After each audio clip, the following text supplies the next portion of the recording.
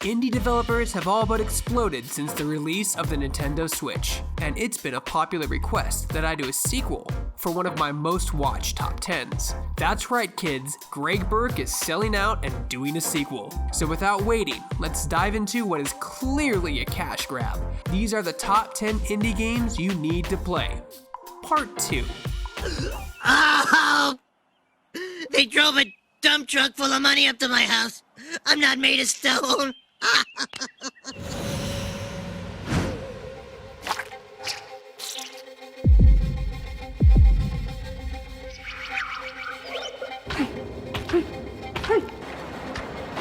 Platforming games are great, especially on the Nintendo Switch, and Semblance is puzzle platforming at its finest. Developed by a South African dev team, the game has that indie design and charm all of us have grown to love over these last few years. But unlike most other platform games that challenge you to get to the end while trying to maneuver your way through obstacles, Semblance challenges you to think outside the box and allows you to manipulate the environment to complete the levels. Its fun and unique take on level transformation and puzzle solving make it stand out from the sea of other indie titles out there.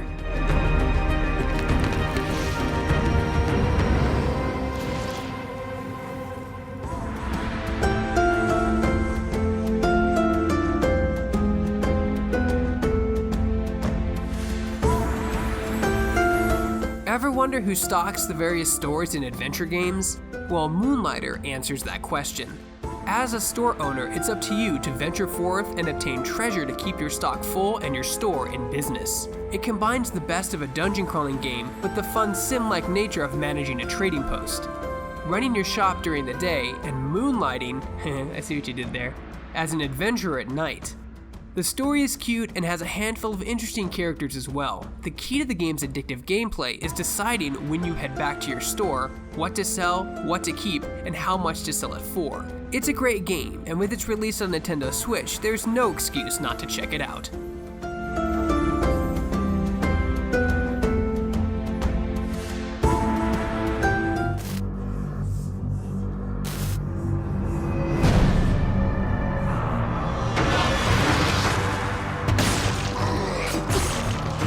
For those gamers itching for a Metroidvania type game, they can sink their teeth into Dead Cells.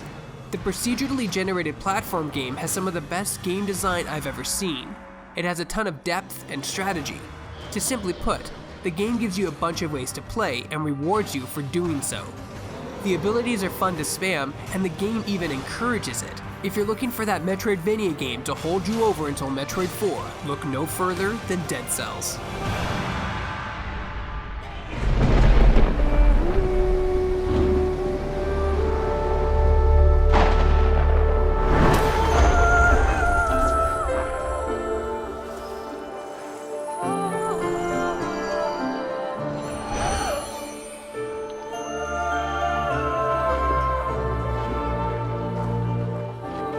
Atmosphere is rare in a game. However, Ori and the Blind Forest has an abundance of it, immediately pulling you into its fantastical world, with beautiful visuals, satisfying sound effects, and stellar platforming. Ori and the Blind Forest at first glance may look like a short, fun platforming game. However, it's much deeper than that, providing dozens of hours of gameplay thanks to its again Metroidvania-style layout. The game's story is also told very well, making even the strongest-willed gamer tear up.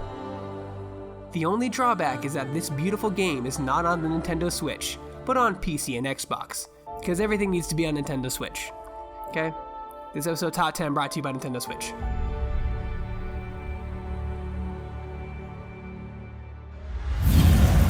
Legends tell of an impregnable fortress,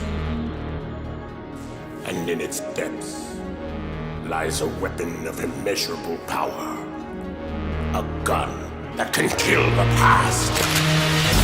I love dungeon crawlers. I can't get enough of them. And with Enter the Gungeon, Studio Dodroll combines the best elements of a dungeon crawler and a bullet hell game. With each pass through the Gungeon, you'll obtain different weapons, power-ups, and in some cases, allies that will help you on your quest to conquer the Gungeon.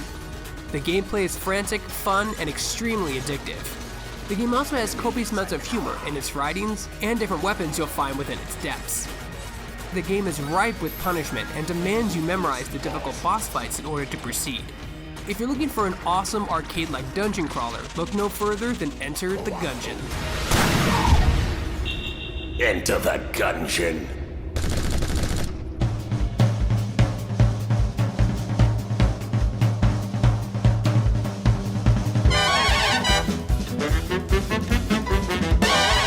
The visuals alone are enough for anyone to take notice. Based off the golden age of cartoons, borrowing inspiration from old school animators like Walt Disney, the game's art design is simply unmatched. With beautiful backgrounds, fluid animations, and spectacular boss fights. The only thing that competes with it is the game's crushing difficulty. Although it looks fun for all ages, and it is, the game is hard, challenging you to memorize enemies and projectile patterns in order to finish levels. However, it's also where the game really shines, making you really earn that victory. CupHead is stunning on every level, and if you're a fan of animation or Mega Man-like platform games, you should definitely check this one out. But I still got it, Eddie. Boop, boop, be-doo. Yeah, you still got it.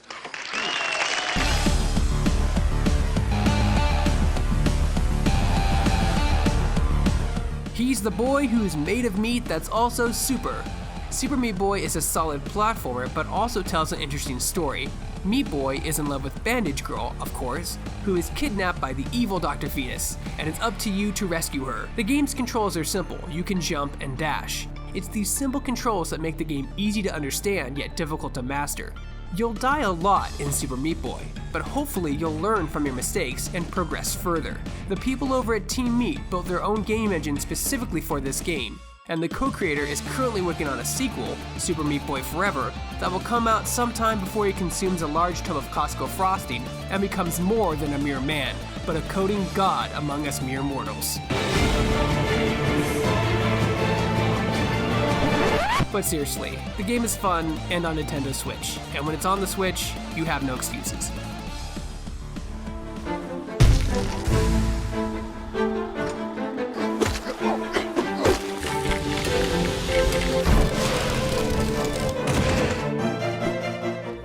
Yet another Metroidvania-style game makes its way onto our list. Everything about Hollow Knight is simply put, incredible. The game has a steep learning curve from the start, but that's only because the game wants you to figure out how to play for yourself. It's this lack of handholding that really makes the game stand out. And above all, the art is just breathtaking. Each new zone gets more beautiful than the last, keeping the environments fresh for the player. Of course, boss fights are also in great abundance, so are upgrades to discover and unlock that can change the way you play drastically. Once you pick up Hollow Knight, it's incredibly hard to put back down.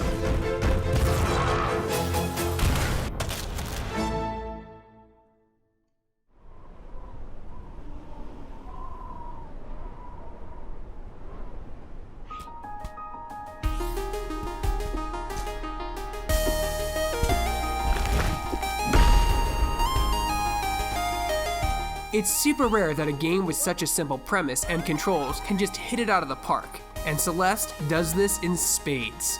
The game is fairly easy to understand. You can jump, air dash once, and climb walls. But as you progress through this magnificent game, the depth of the gameplay really opens up, making you think how to tackle a platforming puzzle, and at some points making you sweat or forget to breathe as you narrowly make that incredibly difficult jump. Celeste is a gem in 2018, and it's even up for nomination as Shacknews Game of the Year. The simple bliss that is Celeste is well worth your time. Plus, for the 700th time in this top 10, it's on Nintendo Switch.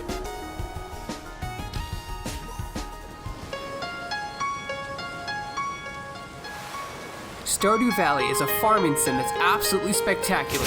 Wait, what's going on? Hey! Hey! Who turned out the lights?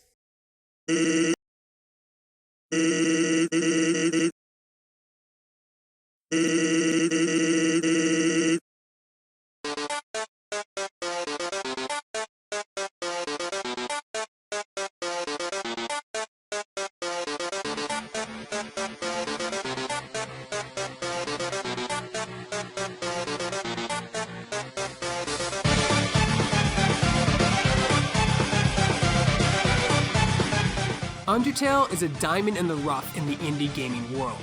At first glance, it may look ugly or intimidating if you're not at all familiar with RPGs, but within it contains great writing and a unique combat system that stands on its own accord. The only reason it wasn't on my last indie game list was due to the timing of its release. The game has stolen the hearts of gamers everywhere and has cemented itself into gaming culture with memes and characters that will live on forever. And not to mention the game's absolutely fantastic music. If you've never played Undertale, it's available on nearly every platform except for Xbox, RIP. The story, characters, and world come to life in such a creative way, and everyone needs to experience it. What indie game did you guys like the best? Which ones did I miss? Let us know in the comments below. For more videos like this and everything else gaming related, you're already in the right place. You're on Shacknews.com.